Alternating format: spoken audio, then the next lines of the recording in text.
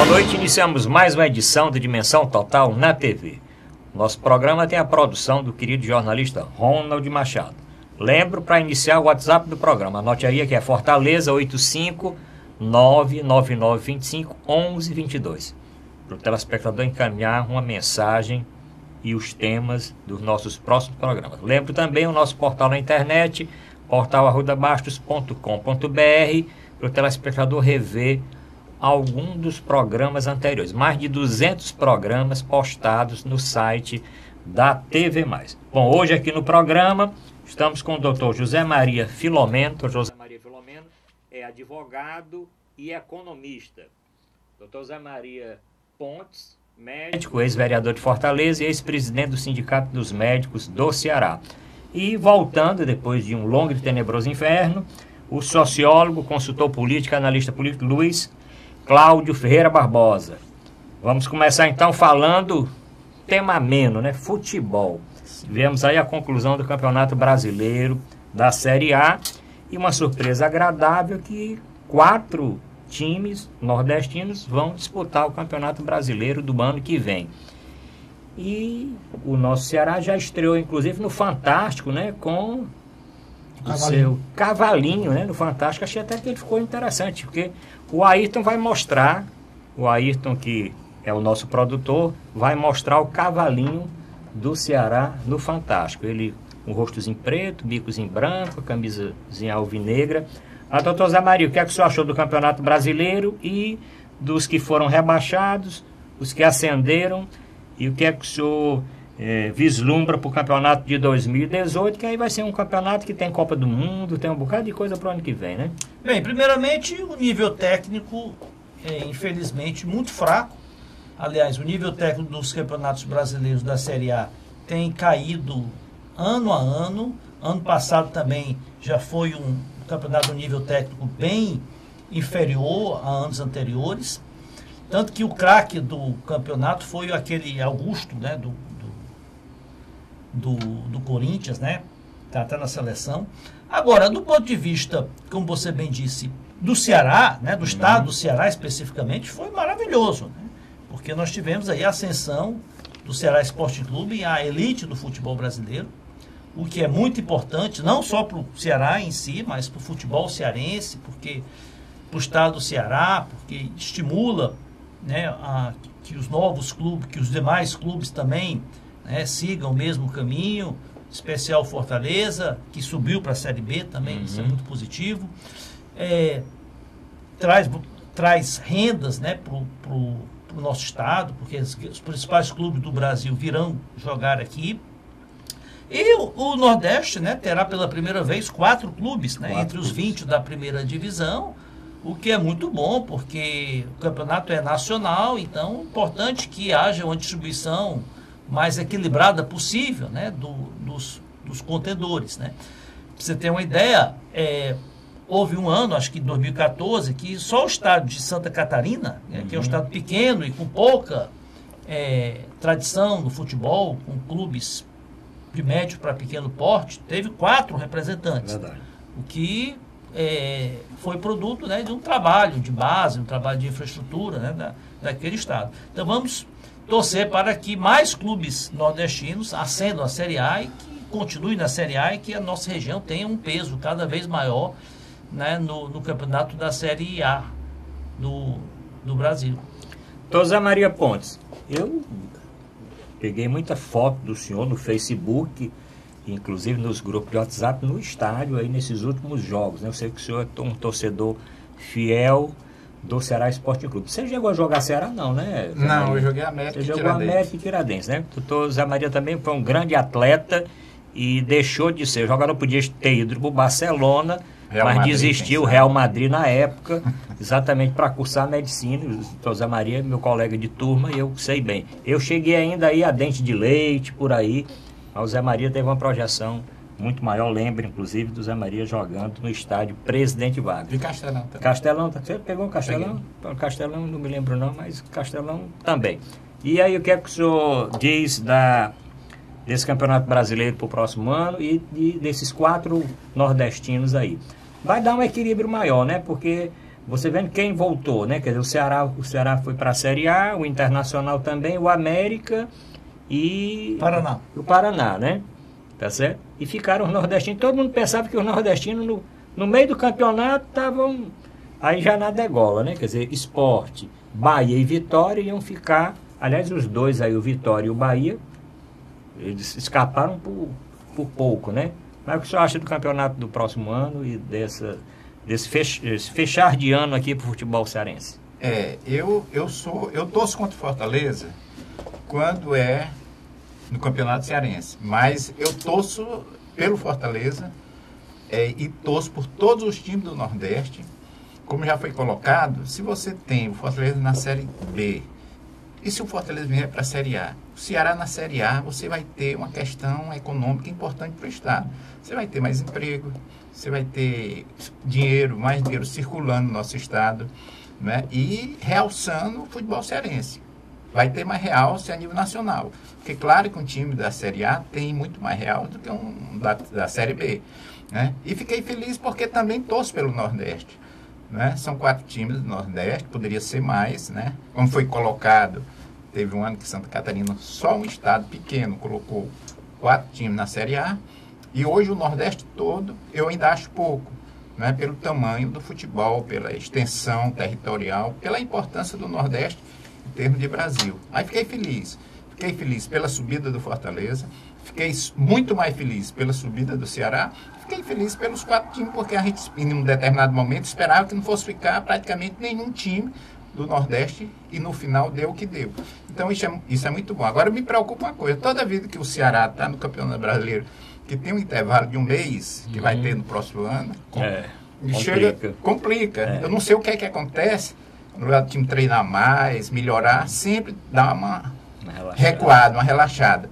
Né? Mas espero que no próximo ano, no ano de Copa do Mundo, o Ceará continue, não só, né, disputando, mas que a gente sabe que o Ceará não vai disputar para ser campeão. Eu gostaria muito que o Ceará fosse campeão brasileiro. Mas eu acho que o primeiro momento é para o Ceará continuar na Série A. Depois o que vier é ganho. Mas eu acho importante. Na última vez que o Ceará subiu, ficou 2 anos, né, disputando a Série A. Mas nós temos time do Nordeste que vai permanecer muito mais tempo. Espero que o Ceará permaneça. E no próximo ano, depois de um mês da paralisação da Copa do Mundo, que a gente volte a jogar o que jogou no primeiro semestre, na primeira etapa do campeonato, e a gente continue na Série A. Bom, vamos ver aqui o Luiz Cláudio. Luiz Cláudio, os times são os seguintes para o ano que vem. Da Bahia, Bahia e Vitória, Pernambuco Sport, do Ceará, o Ceará de São Paulo, Corinthians e São Paulo, Palmeiras e Santos, do Rio, Flamengo, Fluminense, Vasco e Botafogo, do Rio Grande do Sul, Grêmio e Internacional, de Minas Gerais, Atlético, Cruzeiro e América, do Paraná, o Paraná, e de Santa Catarina, Chapecoense. Então, vai ser muito difícil. Paraná e Atlético Paranaense. E o Atlético. O Paraná e o Atlético, lá do Paraná e Chapecoense e Santa Catarina. Vai ser um campeonato difícil, bem equilibrado. Eu acho que tem 3 times na Série A que estão de parabéns. Primeiro, sem dúvida, é o Corinthians. Belíssimo campeonato. O Grêmio abriu mão de disputar. Acho que o Grêmio centralizou na Libertadores. Acho que em determinado momento, eu acho que Renato Gaúcho e companhia, eles preferiram... Até porque a diferença era muito grande, né? Era. Apesar de ter terminado apenas com 10 pontos de diferença, mas eu acredito que eles deram prioridade mesmo, porque é uma característica do Grêmio. O Grêmio tem essa característica de centralizar um campeonato. Isso na época do Felipão era notório. Ele ganhava o... É um time copeiro também. O Chapecó, para mim, se estabilizou.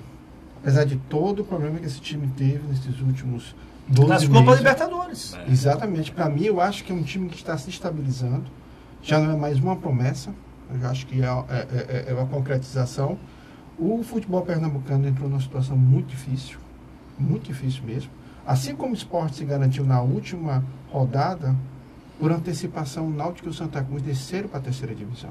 E nós sabemos como isso é maléfico para o futebol local. Há quase uma década de Fortaleza participando da Série B, o próprio time definhou. Série C, né? Série C, desculpa. Definhou. Quer dizer, isso é muito ruim.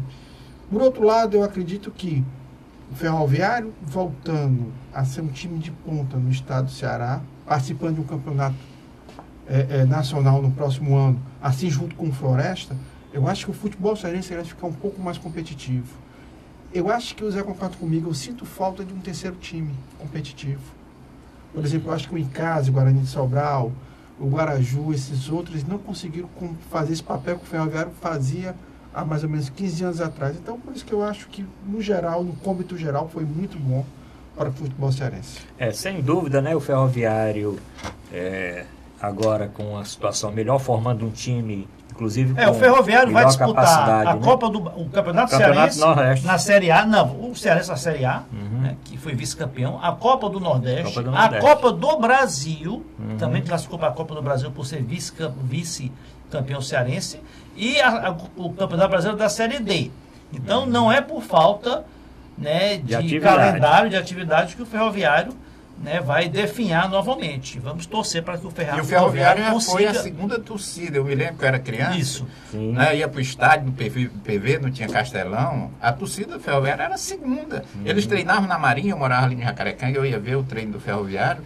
E tinha uma torcida enorme ali, o pessoal do Estádio de Ferro, e enchia o Castelão, o PV. E com o tempo, a torcida, né, o time começou a perdeu a Refesa, né? Perdeu Pronto. E agora, hoje, mas todo mundo torce pelo Ferroviário. É o segundo clube. Né? Agora, Arruda, você perguntou sobre, né, o campeonato em termos gerais. Sim. Apesar de eu entender que o nível técnico caiu muito, mas a competitividade aumentou. Se criticava muito, se tinha muita dúvida, né, quando se implantou esse sistema de pontos corridos. Né, que fosse perder a atração, né, que um time disparasse, né, e fosse campeão brasileiro, várias rodadas de antecedência, né, e que muita gente defendendo a volta do mata-mata, né, que tinha que ter uma semifinal, a final, isso que atraía, né, o público. E ontem você viu que, apesar do Corinthians já ter definido o título com 3 rodadas de antecedência, ontem a última rodada foi altamente emocionante. Dos 10 jogos, né, todos os 10 jogos tinham alguma coisa em disputa. Ou era vaga para Libertadores, ou era vaga para pré-Libertadores, ou era vaga para Sul-Americana, ou para o descenso. Né? Então, você vê, essa fórmula deve ser mantida, essa é uma fórmula que realmente, além de ser mais justa, porque premia quem faz a melhor campanha, ela é atrativa, né? Ela não deixa de ser atrativa porque a colocação no campeonato final, né, sempre tem algo importante em jogo. E você vê a média de público, né, os 10 maiores públicos de 2017, não sei se o Zé Maria Filho. Primeiro foi o Corinthians, com a média de 40 mil torcedores por jogo. Depois veio o São Paulo, aí bem abaixo. Depois o Palmeiras, depois o Grêmio, depois o Flamengo. O Flamengo foi aqui por causa do problema de estádio e tudo, o time... muito instável, né? Sacrificado. Pois eu tenho certeza que o Ceará ano que vem... O Ceará ficou em nono lugar, somando as 2 séries, né? Ele ficou em nono lugar de todo o Brasil em termos de média de público em 2017. Porque foi Corinthians, São Paulo, Palmeiras, Grêmio, Flamengo, 5 primeiros. Depois o Internacional, Bahia, Cruzeiro. Depois Ceará e Botafogo, abaixo do Ceará. Então, o Ceará na Série B disputou com os outros times aqui. Nós perdemos na média de público para o Internacional na Série B. Mas tivemos de 5, tivemos 4. Tivemos, né, as maiores rendas. Porque a média, sim, o Internacional bilheteria onde foi, né? Então, somando a média... E o Internacional tem 120 mil sócios torcedores. Tem 3 vezes mais sócios torcedores do que a capacidade do Beira-Rio. Né? Tanto que eu acho que a média, eles calculam a média com jogos em casa. Eu acho que eles não calculam média com jogos fora. Não, com jogos em casa. A média dos mandantes. Bom, então nesse primeiro bloco, não vamos contaminar esse bloco com o restante da discussão. Então eu prefiro, vamos fazer o primeiro intervalo, doutor Vicente. O primeiro bloco foi de futebol. Aliás, no nosso programa eu tenho recebido muitas mensagens parabenizando pelos comentários dos nossos analistas. Então sempre vamos ter aí alguma coisa de futebol, não ficar só naquela política. O brasileiro gosta de futebol. O brasileiro gosta e o nosso telespectador também está gostando. Nós estamos atendendo exatamente o pedido do telespectador que está encaminhando as mensagens para a produção do programa. Vamos fazer nosso primeiro intervalo, voltamos já.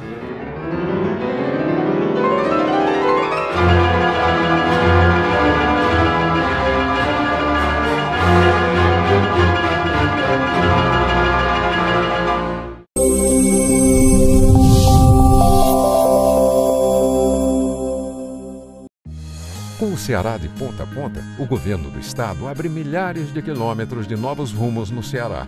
Ao todo, 5 milhões de cearenses serão beneficiados pelas ações do Ceará de ponta a ponta, com obras de restauração, pavimentação e duplicação que geram empregos, oferecem mais segurança e criam novas oportunidades. Hoje, com a estrada do jeito que está, quando minha filha sai, eu fico mais tranquila, por causa que a estrada está boa, né? Ela vai e volta com mais conforto e segurança. Para eu que venho de moto, melhorou muito, porque a pista agora está boa.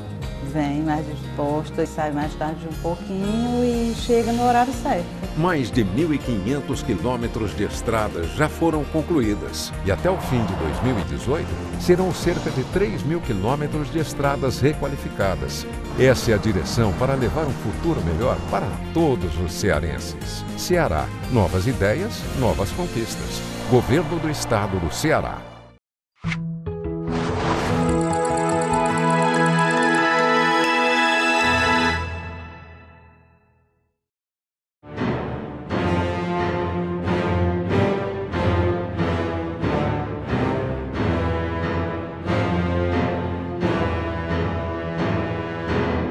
Vamos apresentar a Dimensão Total na TV.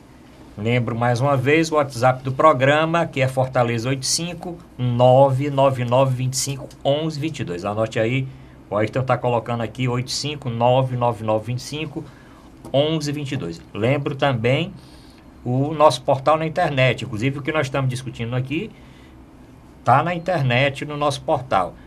Leiam as crônicas e os artigos, os textos do Dr. José Maria Filomeno, que desde a semana passada é um colunista do nosso portal, como o Luiz Carlos também é colunista. Estou aguardando as crônicas do Dr. Zé Maria, ele também vai passar a escrever. O Zé Maria tem que criar mais coragem, ele sabe escrever, ele sabe escrever. Ele vai escrever também. Bom, vamos agora para o tema político, ficando ainda no Ceará, Dr. Zé Maria. Certo. Hoje, manchete principal aí do jornal de grande circulação. Cid Gomes aceita a aliança entre Eunício e o governador Camilo Santana. E ele disse uma frase interessante, tem no jornal. Ele disse que aceita A, B, C, D e até o E do Eunício, doutor. Isso Zé Maria. Nós já tínhamos comentado sobre essa possibilidade alguns programas atrás. Já havia esses rumores, né, a movimentação política do senador Eunício Oliveira, né, de se reaproximar do governador e do grupo político dos Ferreira Gomes era notada, percebida, e isso está realmente se concretizando, né? Ele participou aí de alguns atos políticos, aí algumas inaugurações na presença, né, juntamente com o governador e com outros cacifes aí do governo.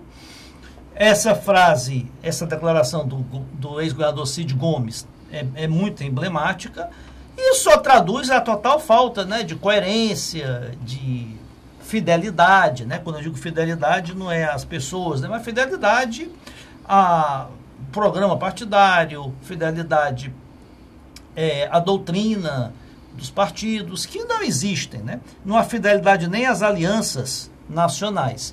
Então, eu disse isso e repito, com que cara, né, esses atores políticos, né, que se engafinharam, né, têm se engafinhado nos últimos 4 anos, né, inclusive com acusações graves de condutas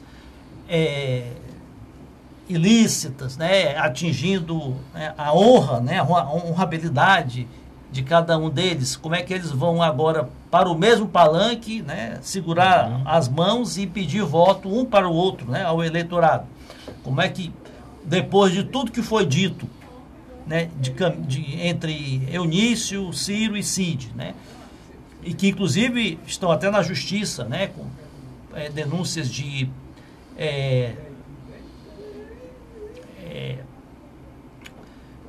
calúnia, difamação e outras, né? Como é que agora vão pedir voto um para o outro? Isso aí é a total incoerência, né? Agora, é a realidade política, né? Isso não é privilégio deles. Isso nós assistimos no Brasil, na história do Brasil, frequentemente. O próprio Lula, né, se aliou a Sarney, a Collor, a tantos aí que a quem ele fez, né, oposição radical. O lado negativo é que enfraquece a oposição, enfraquece a possibilidade, a montagem, né, de uma chapa alternativa ao governo do Estado, né, que é sempre importante que o eleitor tenha outra opção, que haja um outro projeto se contrapondo ao establishment, né, se contrapondo ao atual. O ideal seria que fosse repetido as alianças das últimas eleições, né, do PMDB com o PSDB, com o PR, com alguns outros partidos, se contrapondo ao atual governador. Mas é a política, né? A política é assim, infelizmente. Luiz Cláudio, a política continua sendo dinâmica, porque quem sempre falava isso, o ex-governador Gonzaga Mota, né? Que a política é dinâmica. Mas não deixa de ser surpresa, né? Porque o embate foi muito duro, né? Tanto durante a campanha, há 4 anos atrás, como também para a campanha de Fortaleza, para prefeito, né? Em que os grupos se dividiram para prefeito de Fortaleza, né? Se os dois blocos que se formaram no segundo turno da eleição, Camilo e Eunício, esses blocos se repetiram no primeiro e segundo turno da eleição municipal de Fortaleza. O mais interessante, quando o Eunício de Oliveira, Zé, assume o Senado, de alguma maneira ele trabalha com a perspectiva de criar um grupo paralelo, alternativo ao governador Camilo Santana. Só que é comprovado que a relação Tasso Gereissati e Eunício de Oliveira nunca deu fruto. Nunca. Eles nunca andaram em sintonia.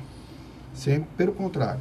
Você pega o ano de 2017, o Tasso entra em atrito com o governo Michel Temer. Isso cria um problema muito sério para o Eunício.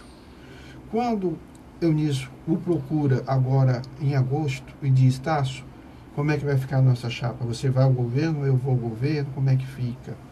Tasso olhou e disse: não, nós temos que fazer uma renovação. Temos que lançar um jovem empresário.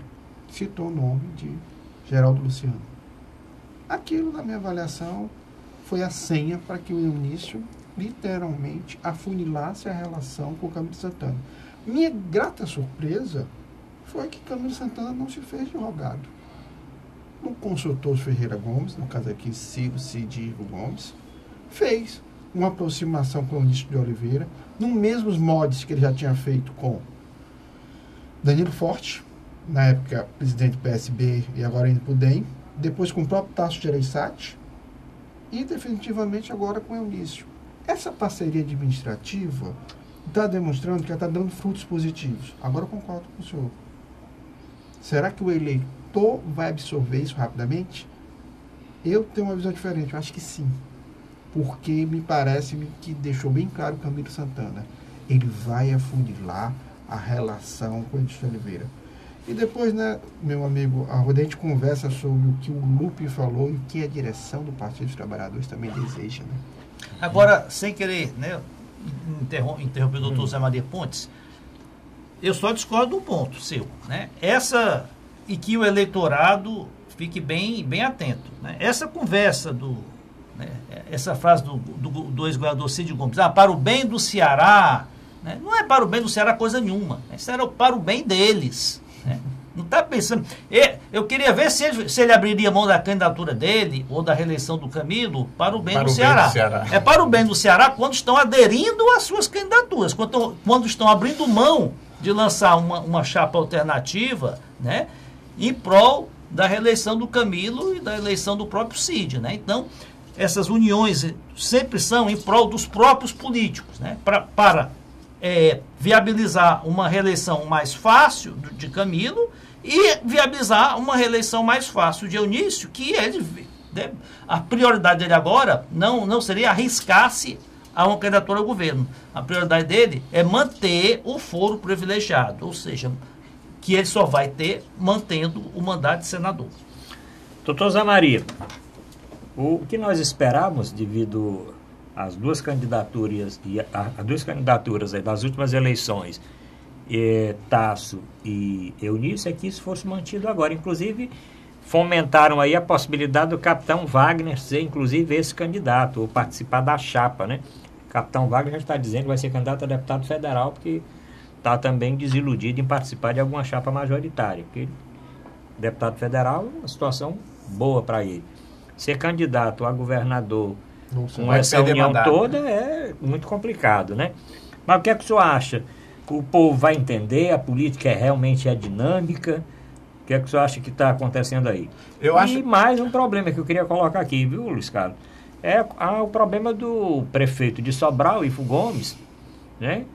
Que ontem saiu uma nota, estou dizendo que saiu uma nota do PT contra as declarações do prefeito também, quer dizer, estão em conflito. Esse grupo sempre... Mas o Ivo Gomes, especificamente, desde que assumiu a prefeitura de Sobral, ele tem entrado em atritos com o seu antecessor e a direção estadual do Partido dos Trabalhadores. Mas, doutor Zé Maria, o que é que o senhor acha aí dessa união Cid, Eunício e Camilo? Eu pensando bem e acompanhando todo o processo, o que nós vemos é que é de cúpula, esse acordo é de cúpula. Nem o pessoal do Eunício está satisfeito, nem o pessoal do Camilo está satisfeito. Eu acho que o principal interessado nessa união é o Eunício, porque, como já foi colocado, ele quer garantir, existe processo contra ele, garantir o fórum privilegiado. Imagina, mesmo que ele seja candidato a deputado federal, é uma desmoralização para ele é o presidente do Senado. E ele corre o risco de, sendo candidato, ele não tendo o apoio do governador, que está muito bem, eu acredito que o Camilo será reeleito. O governador está muito bem. É uma pessoa, gosto muito dele, uma pessoa muito humilde, pessoa simples, e tem feito uma boa administração. Infelizmente, a questão da segurança hoje é uma questão nacional, no Ceará é muito grave, a questão da saúde, mas ele, como governador, ele tem procurado fazer o melhor. Agora, eu acho que vai ter problema na eleição do próximo ano, se houvesse a união com o pessoal dos Ferreira Gomes. Eu acho que o Ivo não vai, né? O próprio Ciro, nós conhecemos o Ciro e o Ivo, diferente do Cid, e essa, como foi colocado, essa união não é união pelo Ceará, é união para interesse dele, para garantir as reeleições, permanecer no poder.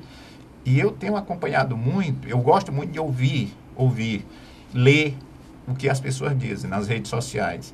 Até agora não vi ninguém concordando, né? Muito pelo contrário. Eles sempre colocam as pessoas que dão opinião nos Facebooks, no WhatsApp, sempre no sentido de dizer que a política está assim porque acontece isso. Estou fora, não vou nessa. Posso até votar no Camilo, mas no Eunício eu não voto. Mas eu acho que o principal interessado é o Eunício, porque ele tem esse interesse de ser reeleito para a própria segurança dele. Lamentavelmente, eu digo, no Brasil não existe política, existe politicagem, porque política como ciência é diferente. Infelizmente, no Brasil, essa politicagem existe, dependendo dos interesses. Cláudio, mais alguma coisa para nós fecharmos esse tema? Quando, em 94, o senador Mauro Benevides se aproximou do grupo do Tasso Gereissati, seu filho, que era deputado estadual, foi para a Secretaria de Finanças, o Mauro Filho. Ele trabalhou numa dobradinha com o Sérgio Machado. A ideia era, naquela reeleição do Tasso Gereissati em 94, eleger Sérgio Machado e Mauro Benevides, e o Lúcio ficar de fora. Não deu certo. O Lúcio entrou e puxou Sérgio Machado. Em 2010, também se trabalhou com a reeleição de Cid Gomes, a chapa informal Cid, Eunício e Tasso concorrendo em outra chapa. O Pimentel. O que acontece? Eunício pode fazer o vestibular para burro e não passa. Ele vai assegurar a aliança com o Camilo Santana. Não estou falando nem com o PT. Eu acho que Camilo Santana, na minha avaliação, ele demonstrou uma maestria muito grande com a caneta na mão. Qual foi a maestria? Ele escuta todo mundo, deixa todo mundo se manifestar, balança a cabeça e só decide quando bem entende. Bom, mais alguma coisa, doutora Maria? Vamos mudar de tema?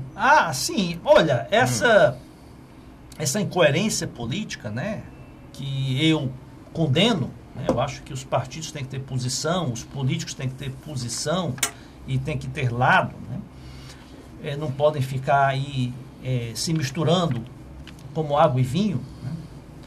Alianças têm que ser com quem há similitudes, né, de programas, de história, né, não da maneira que é feito por interesse pessoal. Isso não é, como eu disse, privilégio aqui dos nossos políticos cearenses. você ter uma ideia, eu vi uma matéria outro dia que o PT está se aliando ao DEM. O PT e DEM juntos, em 11 estados. Folha de São Paulo. Folha de São Paulo. Então, como é que nós vamos fortalecer os partidos? Como é que o eleitor vai ter reconhecer, né, em que posição tem cada partido dessa maneira? Bom, esse tema nós vamos discutir nos próximos programas, que eu queria agora trazer um tema novo, aproveitando aqui a presença do Dr. José Maria Pontes, médico, ex-vereador de Fortaleza e ex-presidente do Sindicato dos Médicos. Dr. José Maria, como é que anda a saúde? O senhor tem discutido muito, o senhor trabalha em vários hospitais na área de urgência e emergência. Como é que está a saúde aqui em Fortaleza? Qual a maior preocupação que o senhor tem no momento? Eu acho que, infelizmente, não é? A situação da saúde pública, não só em Fortaleza, mas no Brasil inteiro, mas vamos falar de Fortaleza, nós estamos vivendo um momento muito difícil. Desde que eu terminei minha faculdade, que eu participo de sindicatos, luto para melhorar a questão do SUS, mas infelizmente cada vez mais a situação do SUS, da saúde pública, está atolada.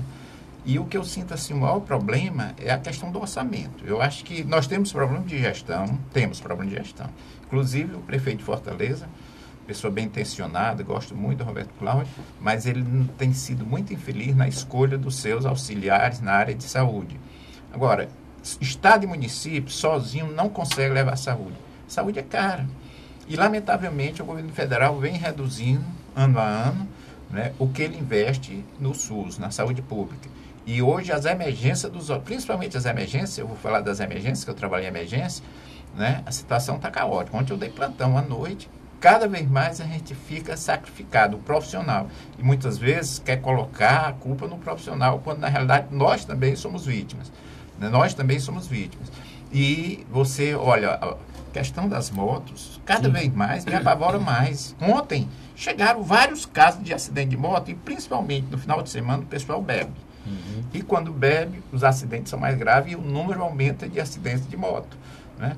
Porque, infelizmente, né, eu considero pessoas irresponsáveis, você pegar, beber e vai dirigir uma moto. E às vezes ainda leva a família na garupa. A mulher é outra pessoa. Isso aí, para a saúde pública, não é, compromete muito. Se você vê nos programas de televisão, aqueles campos, parece campo de concentração, as pessoas às vezes deitadas em cima de papelão, uma quantidade enorme de pacientes esperando na vaga para ser operado ou para ser internado, nos hospitais de emergência, como os Frotinhas e o IJF, 80%, 75%, 80% é tudo acidente de moto. E a violência também tem contribuído muito para comprometer a saúde pública. Você tem a população vivendo mais. Você tem uma crise política, econômica no país que leva ao maior número de desemprego. Essas pessoas que perdem seu plano de saúde correm para o SUS. Então, você vai ter mais gente para ser atendido no SUS. Você tem uma redução do orçamento da saúde. Né? E você tem o aumento da violência e aumento do acidente de moto. Então, tudo contribui para que a saúde esteja nessa situação difícil, bastante difícil. O Hospital Geral, eu tenho conversado com colegas que trabalham no Hospital Geral, todos os corredores estão cheios. É culpa da direção? Não estou culpando aqui a direção. Eu acho que os diretores também são vítimas. Agora, quem é responsável pelo dinheiro tem que destinar mais dinheiro, principalmente o governo federal, para os estados e municípios, para que a gente possa melhorar o atendimento na saúde pública, porque 80% em média de toda a população depende do SUS. E muitas pessoas que têm plano de saúde, alguns atendimentos, transplantes, atendimentos mais caros, são feitos pelo SUS. Doutor Zé Maria, essa parte da violência impacta muito na saúde, né? Quer dizer, você ter, como o doutor Zé Maria Pontes falou aqui, uma quantidade imensa de pessoas acidentadas no final de semana, de moto.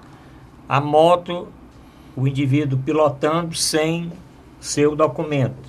Sem o documento da moto e sem a carteira de piloto de moto.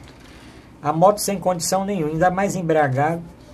Olha, tem certas verdades que são duras de se encarar, mas não adianta nós fugirmos dela.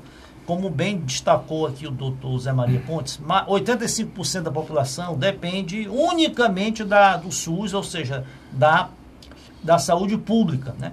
E a saúde pública, por melhor que a medicina brasileira seja em termos assim de excelência, grandes centros de excelência, os médicos, nossos profissionais de medicina, médicos, enfermeiros, né, são muito competentes, na grande maioria. mas a estrutura é muito deficitária por falta de recursos, né? E essa questão dos recursos não vai melhorar tão cedo. Então, nós não vamos ter uma melhora significativa da saúde, como o povo realmente merece, com o mínimo de dignidade, né? O doutor Zé Maria expõe aí situações aí vexatórias de pessoas que ficam aí na fila, esperando meses por uma cirurgia, até por uma simples consulta ou exame. Porque, além dos recursos destinados à saúde serem poucos, né, em relação à média de outros países, o Brasil destina algo em torno de 3,6% do PIB para a saúde. Que esse percentual já é pouco. E o nosso PIB caindo como está, né, quanto menor a atividade econômica, menor a arrecadação, menor são os destinos, os recursos destinados. Então, só a longo prazo, com uma reforma fiscal que dê condições a se destinar mais recursos para a saúde e com o crescimento da economia, que aumente, né, a atividade econômica, aumente a produção e, por conseguinte, a arrecadação, é que nós vamos, né, ter uma melhoria significativa no atendimento da saúde. Infelizmente, a realidade é essa. Luiz Cláudio, para nós encerrarmos esse tema, porque no terceiro bloco vamos para a pauta nacional. Saúde, o senhor que conhece bem a saúde de Fortaleza, com sua participação nos canais de televisão e nos blogs e nas colunas aqui em Fortaleza. O que é que o senhor tem escutado falar? Eu acho o seguinte, você tem um governador, Camilo Santana, que usa muito bem os meios de comunicação. Por exemplo, ele tem demonstrado uma capacidade ímpar na inauguração dos hospitais regionais, tem tentado ver a questão do medicamento. O Roberto Cláudio também tem feito esse mesmo combate aqui em Fortaleza. Só, Zé, que eu acho que o prefeito está isolado, não consegue se comunicar, não consegue explicar à população de Fortaleza que uma parte dos problemas hoje na área de saúde advém do governo federal. Isso é ruim, Arruda. Eu acho que esse ano, especificamente, eu acho que não foi um ano onde o prefeito Roberto Cláudio conseguiu se comunicar com a população fortalezense. E ele poderá pagar um preço muito caro lá na frente, porque eu vejo uma boa administração que tenta equilibrar as contas internas, mas na área de comunicação deixa muito a desejar. Bom, vamos terminar logo, Vicente, esse bloco, porque no terceiro bloco vamos para a pauta nacional.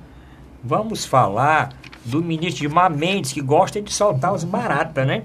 E tem uma novidade hoje, né? Porque já aí a Procuradora-Geral da República já está pedindo a prisão. De novo. Então o Gilmar solta pela terceira vez, mas a Procuradoria já está pedindo que prenda, inclusive dizendo que ele não é competente para fazer isso. Mas o doutor Zé Maria nós vamos falar daqui a pouco. Vamos falar também da entrevista do ministro da Fazenda, Henrique Meirelles, dizendo que o Alckmin não é nada de candidato do Temer, muito menos do governo. O clima não tá bom, né? Que não é nada disso, né?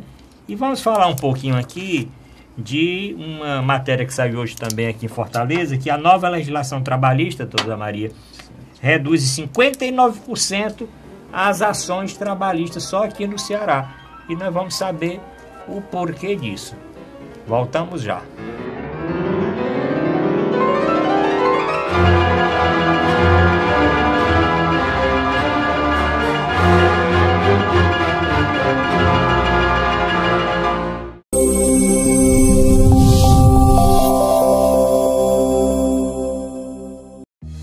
Com o Ceará de ponta a ponta, o governo do estado abre milhares de quilômetros de novos rumos no Ceará. Ao todo, 5 milhões de cearenses serão beneficiados pelas ações do Ceará de ponta a ponta, com obras de restauração, pavimentação e duplicação que geram empregos, oferecem mais segurança e criam novas oportunidades. Hoje, com a estrada do jeito que está, quando minha filha sai, eu fico mais tranquila, por causa que a estrada está boa, né? Ela vai e volta com mais conforto e segurança. Para eu que venho de moto, melhorou muito, porque a pista agora está boa. Vem mais disposta, sai mais tarde um pouquinho e chega no horário certo. Mais de 1.500 quilômetros de estradas já foram concluídas e até o fim de 2018 serão cerca de 3.000 quilômetros de estradas requalificadas. Essa é a direção para levar um futuro melhor para todos os cearenses. Ceará, novas ideias, novas conquistas. Governo do Estado do Ceará.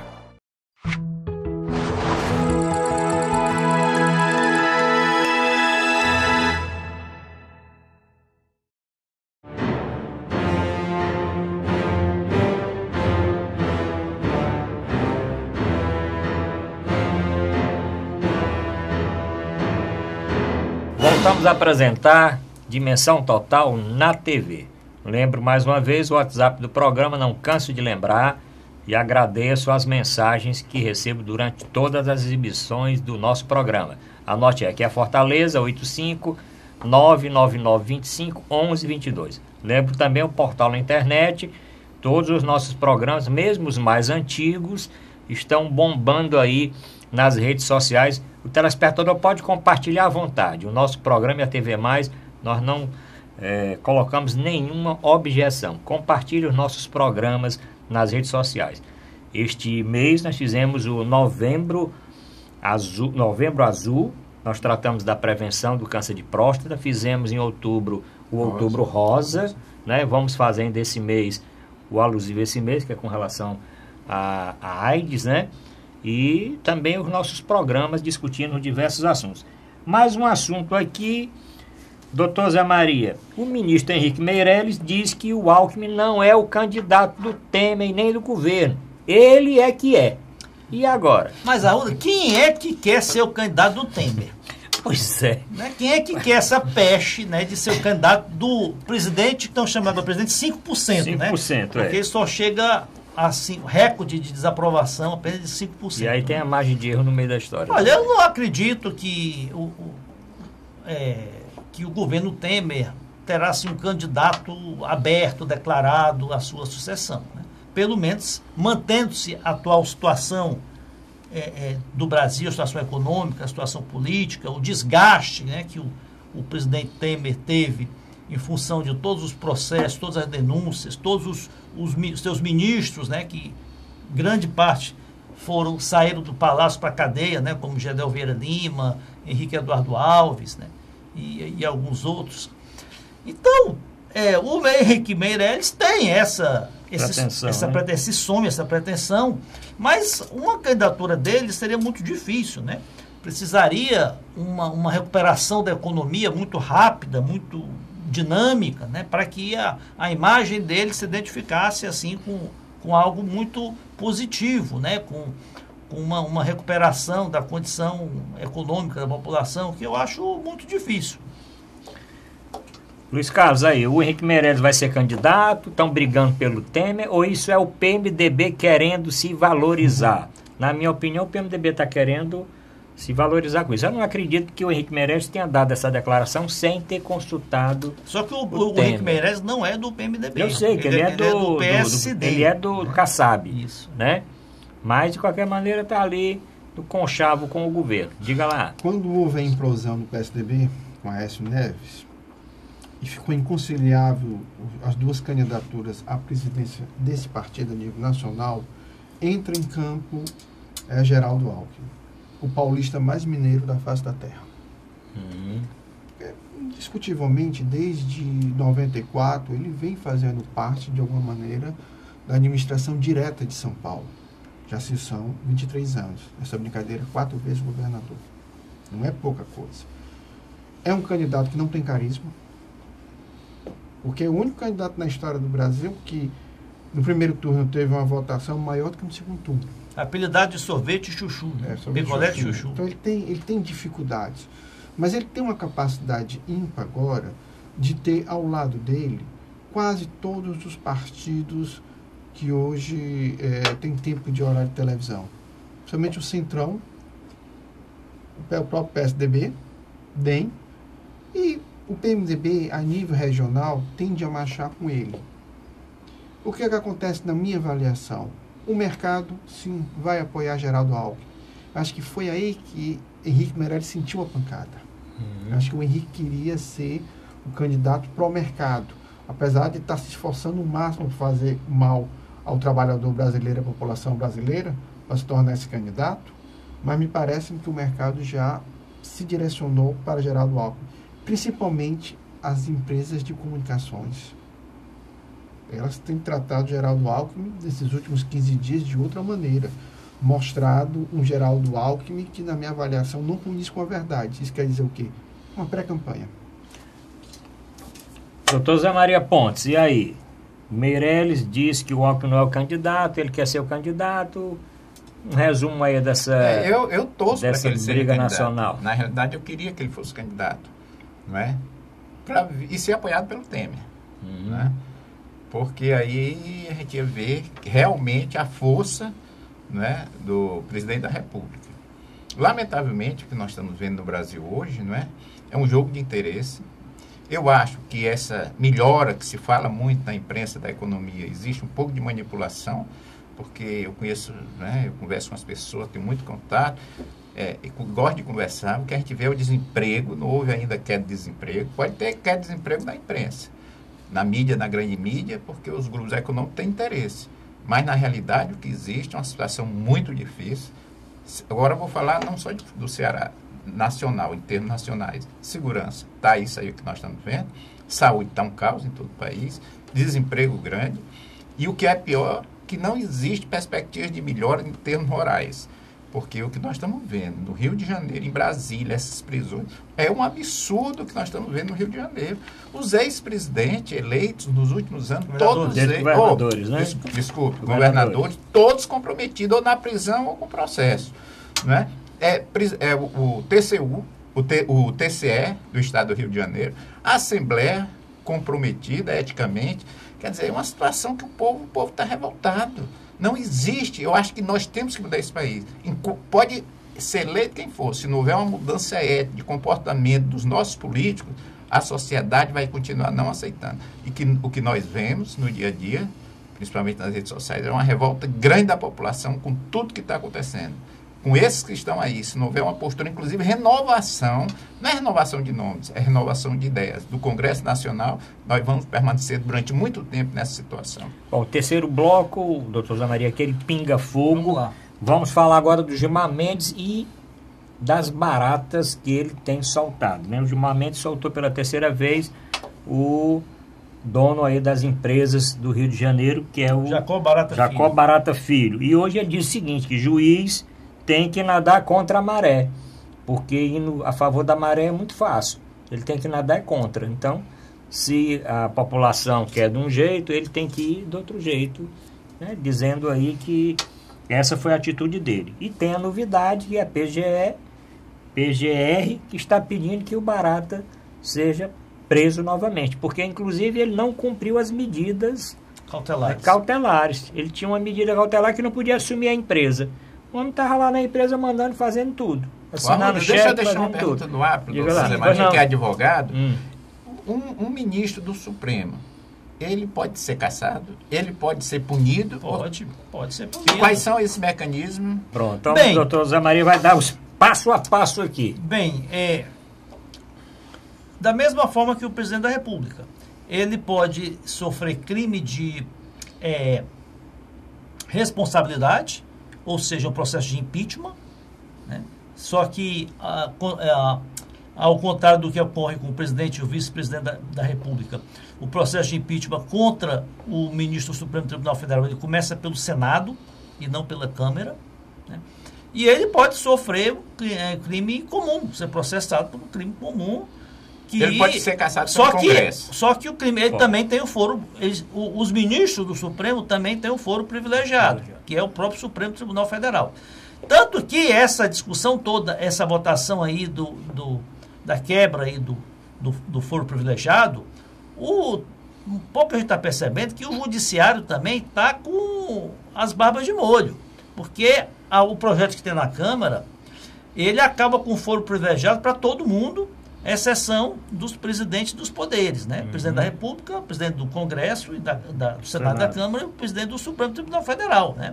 E os juízes também vão para a primeira instância, os desembargadores também vão para a primeira instância. Agora, Então ele pode ser processado, ele pode sofrer até um processo, qualquer crime, né? Agora, sobre o Gilmar Mendes, ele tem se posicionado contrário a esse excesso de prisões cautelares, né? Prisões preventivas e temporárias, que tem sido utilizado principalmente na Lava Jato, né? Então ele tem se posicionado muito contrário, tanto que ele já soltou, ele mandou soltar, ele considerou habeas corpus para o Eike Batista, né? O próprio José Dirceu, né? Foi ele, e esse polêmico aí do Jacob Barata Filho, que não foi condenado ainda, né? É uma prisão provisória. Agora, essa questão do Jacob Barata Filho pesa um outro fator, que é uma alegação de suspeição, né? Do Gilmar Mendes, já que há laços, né? Houve laços de parentesco entre ele e o Jacob Barata Filho. Foi padrinho de casamento. Além de ser ele foi padrinho de casamento, e a filha do Jacob Barata Filho foi casada com um sobrinho da esposa, né? Gilmar Mendes. Sobrinho, né? Da esposa do Gilmar Mendes, né? Agora, ele é filho de um cearense. É filho do cearense, né? Exatamente. Agora, ele tem se posicionado, ele não se julgou, né? Ele não se declarou impedido, nem suspeito, né? Essa questão está com a ministra Carmen Lúcia para decidir essa representação, essa exceção de suspeição. Essa suspeição é da presidente ou tem que ser do pleno? Não, tem que ser do pleno. Do pleno. Tem que ser do pleno. Agora, em relação a esse caso específico, né? Eu entendo que existem elementos para manter a prisão preventiva, né? Que a prisão preventiva, ela existe certos pressupostos para ela ser decretada. Ou para prevenir quando o réu, né, pode obstruir as investigações, ou seja, aliciar testemunhas, esconder provas, né? Ou quando há risco de fuga, né? Ou seja, de cumprimento aí da ação penal, e quando há riscos contra a ordem econômica e a ordem pública, né? No caso dele, há riscos, né, em relação à ordem econômica, porque ele estava... Uma das condições que foi decretada da sua prisão é porque ele estava... o juiz determinou que ele não ficasse à frente da empresa, né? E ele continuava dirigindo a empresa. Luiz Cláudio, aí com relação ao Gilmar Mendes e solta os baratas. A grande questão é o seguinte: a omissão do Dias Toffoli. Ele é um responsável a nível federal desse processo. Inclusive a Raquel Dória está dizendo que ele é que tem que julgar. Por prevenção, esse processo deveria ser julgado por ele. Então, existe aí algumas nuances jurídicas, a gente precisa analisar e ver o que está acontecendo isso. Na grande realidade, Jacob Barata, desde a primeira vez, não era para ter sido solto. O esquema que foi montado no estado do Rio de Janeiro de roubo aos cofres acabou com várias empresas de transportes urbanos, de fórum privado, mas que atuavam no transporte urbano, criou uma super caixa 2 de campanha com variações também para outros estados. Então, na minha avaliação, esse cidadão era para ter sido mantido preso. Gilmar Mendes tem se demonstrado uma capacidade ímpar de pregação da antijustiça. E lhe digo mais, hoje, na minha avaliação, a opinião pública cada vez mais começa a desacreditar no Supremo Tribunal Federal como aquela força moderadora que poderia equilibrar e tirar o país dessa crise. Por isso que eu acho que esse pessimismo que começa a reinar, ele alimenta determinadas candidaturas que se apresentam como salvadores da pátria. Isso é um perigo. Doutor Zé Maria, com relação ao Gilmar Mendes, o senhor perguntou como é que bota o homem para fora. Doutor Zé Maria já disse, difícil é o presidente do Senado receber. Não, já foram já negou vários. Eu queria só fazer uma colocação. É que o Supremo, né? Eu me lembro, há algum tempo atrás, todo mundo respeitava o Supremo, Constituição acima de tudo. Hoje, desculpe o termo, se abacalhou. Abacalhou, porque o que o Gilmar Mendes tem feito, contra inclusive, né, o próprio Supremo, a imagem do Supremo, desmoraliza o Supremo. E nada acontece, isso me preocupa. Bom, para o último tema aqui, vamos falar da nova legislação trabalhista, doutor Zé Maria. O levantamento aqui do Ceará mostra o seguinte: em 18 dias, uma redução de 59% das ações trabalhistas. O dado é o seguinte: de 24 de outubro a 10 de novembro, nós tivemos 5.777 ações impetradas. E já de 11 de novembro até o final do mês passado, agora de novembro, nós tivemos 2.361. O que é que, analisando esses dados, é realmente aquelas mudanças da nova legislação trabalhista que estão inibindo o trabalhador de procurar os seus direitos? Sem dúvida, né? Os advogados eles estão muito mais precavidos, né, para ingressar com a ação trabalhista, já que a reforma trabalhista ela trouxe, né, elementos aí que restringem, né, tanto o acesso à justiça como colocam em risco, né, o empregado no caso dele não obter êxito, né, na sua demanda. Esses números no Ceará são até mais modestos, porque há estados onde, por exemplo, no Rio Grande do Sul, houve uma queda de 93% nas ações trabalhistas. No Paraná, de 85%. Né? No Ceará foi de 59%. Então, o que acontece assim, basicamente, quais são os pontos cruciais, né, que levaram essa maior timidez aí no ingresso de ações trabalhistas? A questão da gratuidade das custas, né? Porque o entendimento anterior, até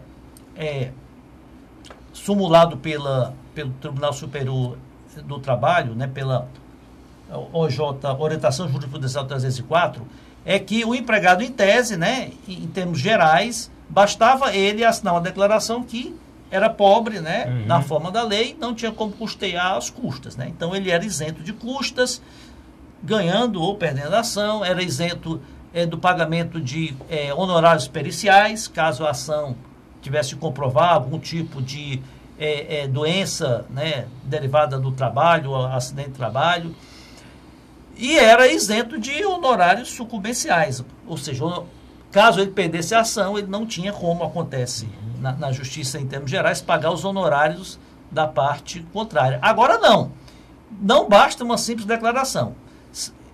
Só será concedido a gratuidade judiciária para aquele trabalhador que ganhar até 40% do limite de aposentado, o limite de benefício do INSS, que dá algo em torno de R$ 2.200, ou se ele comprovar, ele tem que comprovar, né, que está desempregado, comprovar que não tem realmente condições de arcar com as custas e demais despesas referentes à ação.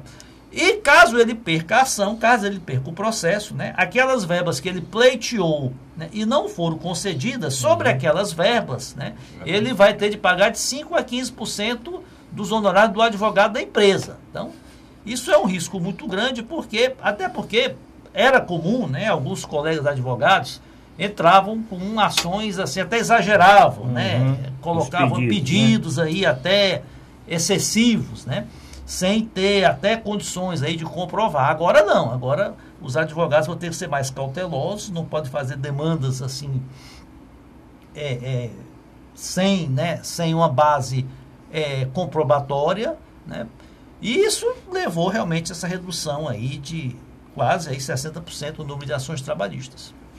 Luiz Cláudio Ferreira Barbosa, e aí? Se o senhor tivesse uma ação, o senhor ficar inibido de entrar na justiça, né? Porque é um trabalhador que tem uma ação e ele já fica... Olha, o advogado lembra, olha, se você perder, se nós perdermos, o senhor pode pagar, o senhor entrou pedindo, vai sair pagando. Agora, existia também, nós temos que falar a verdade, muitas chamadas lides temerárias, né? Tinha advogados, infelizmente, que entravam com ações cobrando o que ele tinha direito e o que não tinha direito, para ver se, né, buscava um acordo lá na audiência. Né? Mas eu Então, acho que o juiz tem que ter a capacidade de julgar e saber o que é exagero e o que não é. Agora, não pode ao trabalhador pagar o pato. Infelizmente, as reformas no Brasil acabam penalizando os mais fracos.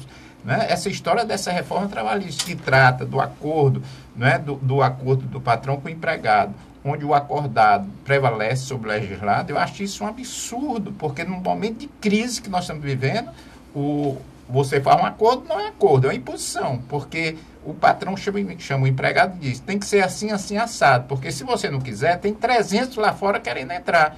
Olha, que situação difícil. Então, sempre o trabalhador está pagando mais caro e é ocupado por tudo. Mas, doutor Zé Maria, esse acordado, também se generalizou muito, né, essa situação. Não é bem assim.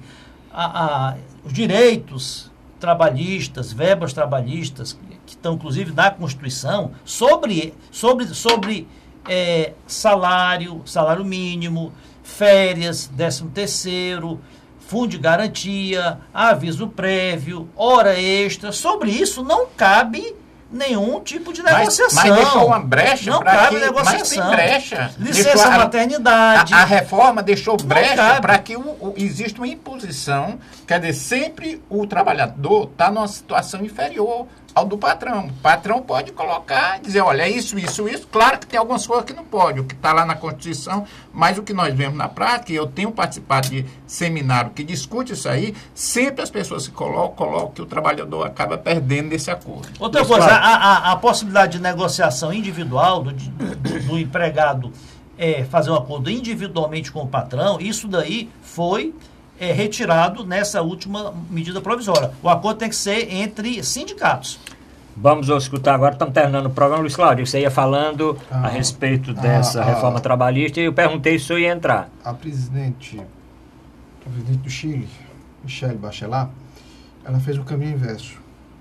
A maneira das leis trabalhistas chilenas do período do Pinochet era muito cruel com o trabalhador, favorecia muito o empresário. Ela fez o equilíbrio. No Brasil foi o inverso. Fez um desequilíbrio, favorecendo o capital, nada contra os empresários, sabe? Eu não tenho nada contra os empresários, mas a maneira como foi imposta essa reforma trabalhista e também a questão da discussão da terceirizado, ele prejudicou muito. Acho que um programa só aqui, viu? Nós vamos ter que continuar discutindo esse assunto. Já discutimos uma vez, vamos discutir mais, porque o tempo aqui corre rápido. Mas eu acho que o trabalhador eleitor, ele vai prestar atenção no próximo ano a um candidato que tente de novo retornar esse equilíbrio que o governo Michel Temer fez. O nosso tema nós nunca encerramos, né? Sempre vamos deixar para o próximo programa, vamos até pleitear aumentar o tempo do nosso Dimensão Total, mas o tempo terminou. Quero agradecer aqui o Dr. Zé Maria Pontes, convidando para, sempre que possível, prestigiar aqui o nosso programa. Luiz Cláudio aqui Ferreira Barbosa também, uma honra contar com o senhor nesse dia, e o Dr. Zé Maria, que já é debatedor oficial do nosso programa. Próxima semana estará aqui de novo.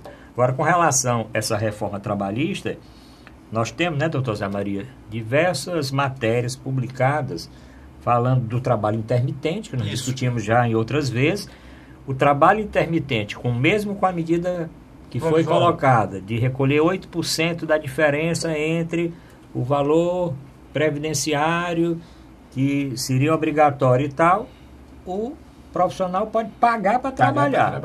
Se isso continuar valendo da forma que essa contribuição, né, que o empregado seria obrigado a fazer de 8%, complementando o salário mínimo, acho isso, eu apesar de ser em termos gerais, né, favorável à reforma trabalhista, mas esse ponto eu acho uma crueldade, porque você vai forçar que o empregado reduza a sua renda para fazer parte, receber os benefícios da Previdência e da Assistência Social, que é algo que tem que ser universalizado, não restringido. Bom, vamos terminar de vez agora o programa, agradecendo a audiência do nosso telespectador, lembrando o WhatsApp do programa para que as mensagens sejam encaminhadas, colocando aí a pauta do próximo programa. Obrigado a todos e até a próxima semana.